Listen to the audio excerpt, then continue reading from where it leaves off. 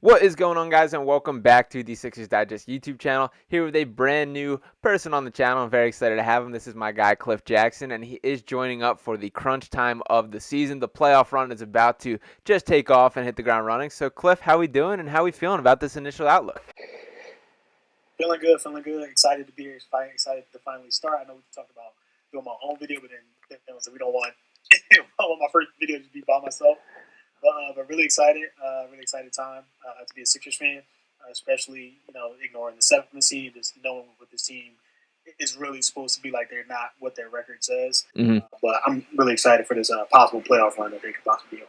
Absolutely, and let's dive right into that. So the Sixers did take care of their own business yesterday. They did take down the Brooklyn Nets 107-86, but did not get the help from teams around the league. We needed either Doc Rivers to pull one out and get a win for us, take down the Magic. That did not occur, and then the Pacers really blowing out the Hawks in pretty convincing fashion. That one pretty much over from start to finish. So ultimately, how the cards did shake out, the Knicks did climb to the 2 seed, which of course would be the matchup if the Sixers are able to advance and keep that 7 seed. But before we get ahead of ourselves, of course, it is the matchup with the Miami Heat in the play-in tournament, a one-and-done environment, which does change the picture a little bit. What's your initial feelings on, number one, being stuck in the play-in tournament, and number two, the Miami Heat being that matchup? Yeah, so we talked about it before. The play-in tournament, I didn't really have a problem with it because from my perspective, what I wanted to do, what I was thinking about was I wanted Joel to have the least amount of rest, I guess, just because I wanted him to continue to get in a rhythm. I kind of didn't want him to come back, start to get in a rhythm, and then have a week off, Right. and then have to come back for the playoffs. So I was kind of fine with the play-in. Playing against the Miami Heat, who we talked about it earlier, they're very annoying. They can't really play defense, so they deploy zone defense and full court presses, just things high school teams do to try to slow a team down. They're talking about the best conditioned team in all of sports. Heat culture. Heat culture. Yeah, they're just an annoying team that nobody ever wants to play because they play entirely too hard during the regular season.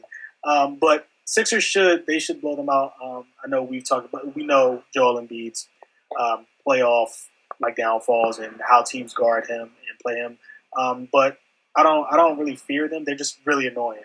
It's just one of those teams. Yeah, it's definitely not shaking out in the ideal way in my mind. That I would prefer a different route through the playoffs if we could design one for the Sixers. If you hit me with if there's any teams that strike any fear within the Eastern Conference to me, it's probably the four that they'll ultimately have to go through. I would probably exclude the Bucks from that list. I don't quite throw them on the same level. Frankly, I think the Pacers are live dogs against them in the first round, and I think if the Sixers are to advance, that was my dream matchup. That I wanted a Sixers-Bucks first round. Ultimately, regardless, this is the path that is paved, but I do think Miami is a team that I would probably throw as the third most dangerous team in the Eastern Conference, but we'll see how things shake out. I'm pretty much with you that I'm feeling extremely confident about Wednesday, that I think the Sixers team is ready. As you mentioned, they're better than their record indicates, and to pull up their record with Joel Embiid this season, 31-8 on the year. If you were to stretch that out through the entirety of the season, that's even better than the record that the Celtics had. Now, I know we're never going to fully get that with Joel. That's kind of the give and take with you have a guy with obviously his talent level, but the injury concerns that come with it.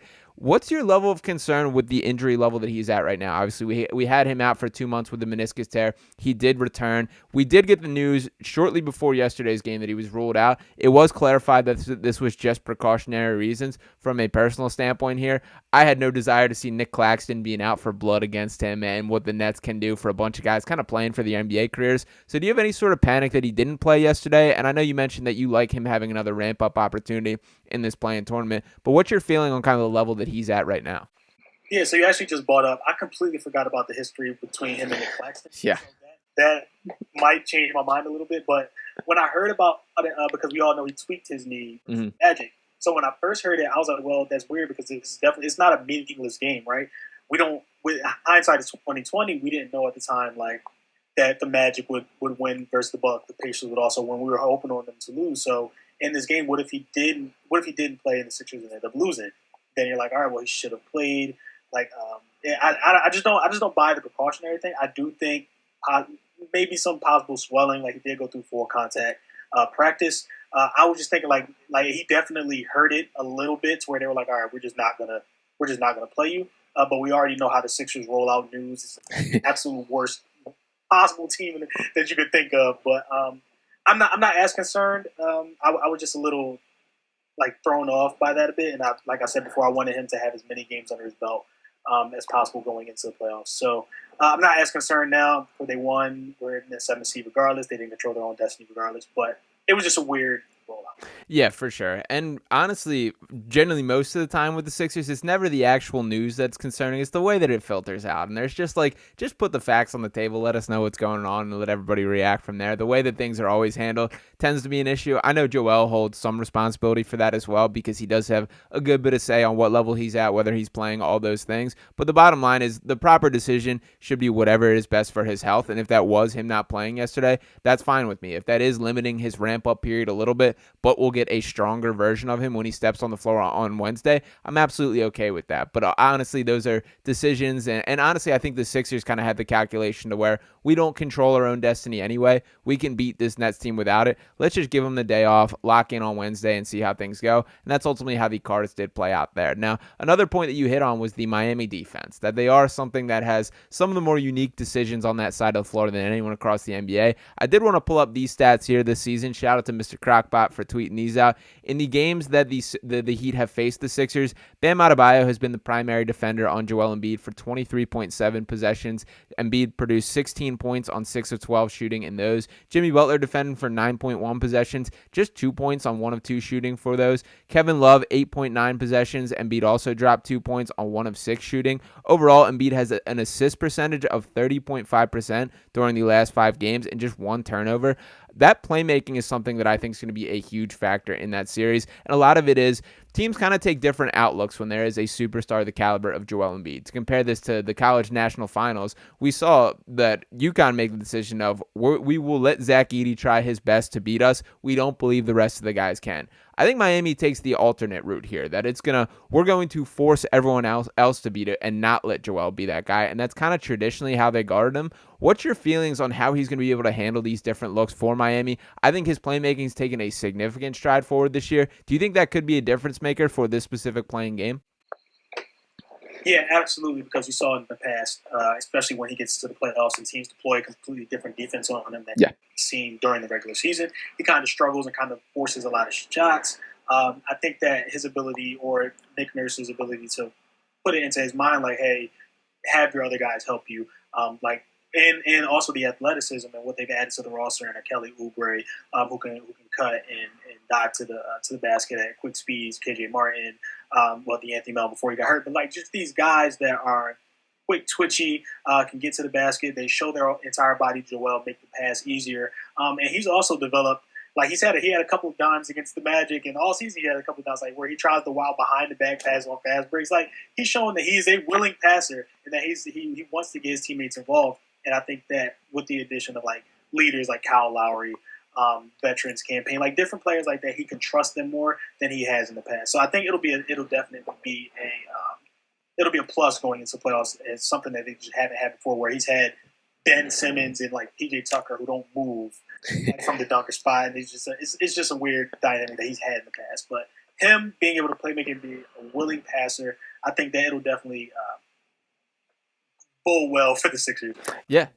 Yeah, and I think that's the area where he's taken the most significant stride forward this year. Career high in assists, over 5 per game for the first time in his career. I thought that really showed face through the first half of the season pre-injury, and I was happy to see that he kind of picked up where he left off once he did step back on the floor. That Magic game that you mentioned, he was throwing some dimes, not even just like smart passes, like tough around, like cross-court passes and stuff that like we haven't really... Pass to Kelly Oubre. Yeah, that was the one that stands out. That was that was Nikola Jokic-esque. I'll go out and say that far with it. So I love that he's added to that game, and I do think like come playoff time, that is going to be a difference maker. And another point in that I think has gone just undervalued here is the value of Nick Nurse. That I think like a great deal of his growth as a passer, it's because of Nick Nurse's offense that there are simply more passes that Joel can make. That when you think about the Doc Rivers isolate Joel Embiid at the elbow and then 4 corners around him and guys not moving, there's not really an easy pass for him now. When there are cutters, there are guys running baseline, the Kelly Oubres, the opportunities like that,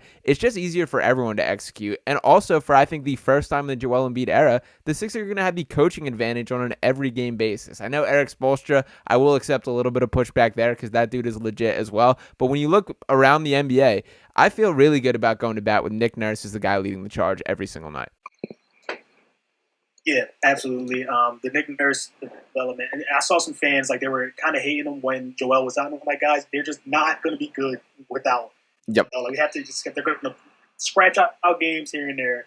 But like Nick Nurse is ultimately winning them these games by keeping them in it. If they had Doc during the stretch run, they could have been much worse. So finally having the coaching advantage throughout the playoffs, except for versus Eric Spoelstra, well, it'll show like dividends to how good the Sixers can actually be, and I think is why a lot of people are confident and fans are confident because like they have looked like a completely different team this season when Joel has played. They look like they are unstoppable, even versus Boston earlier in the season. Yeah, and they I think they should have won the second game too. I forget what happened so early, but they've been just a completely different Sixers team than we are used to. Athleticism, cutting. They've run some great out of bounds sets, end the game plays, like even the one to Kelly Oubre versus oh my god, that San Antonio, the Spurs. Yeah, amazing. Everybody, yeah. The first time Maxey hit the game winner, when he started off in the backcourt earlier in the season, like things we just haven't seen before as Sixers fans, and we prayed for something like this to happen. So it'll be great. Absolutely. And the last point I want to hit on here is, like you mentioned, it only matters with Joel Embiid, 31-8 on the year with him in the lineup.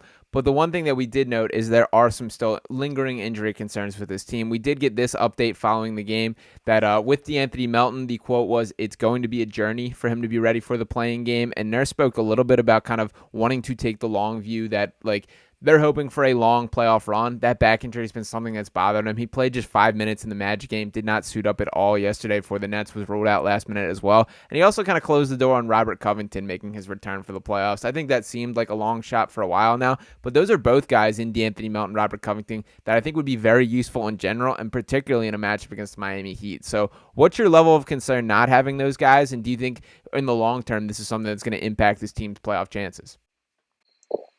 Yeah, so I'm really concerned about DeAnthony Melton. It seems like he always comes back for about 2 to 3 games, and I guess he like re-aggravates his back. I don't know what exactly is going on there. The Rocco thing is also weird because like 2 weeks ago, Nick Nurse said like he expects both of them to be back before the season ends, and then like it seems like it just continues to get worse. Yeah. Just DeAnthony Melton, his ability to just be on ball and to be able to break down the defense, and also have Tyrese Maxey off ball, and just his ability to shoot and everything like that is just huge for the Sixers, and it provides a little, like I've been talking about it the entire time, youth athleticism, with things that you need around Joel Embiid. So I do think that is going to be a big loss. Of course, Kyle Lowry's going to have to play more minutes. The Rocco thing, we've been dealing with it all season, so not really too concerned about that. But the Anthony Melton thing, even going further, like for his career, yeah, he might be done. I honestly don't know what the back. And when you have a back injury like that, it's really tough. To come back.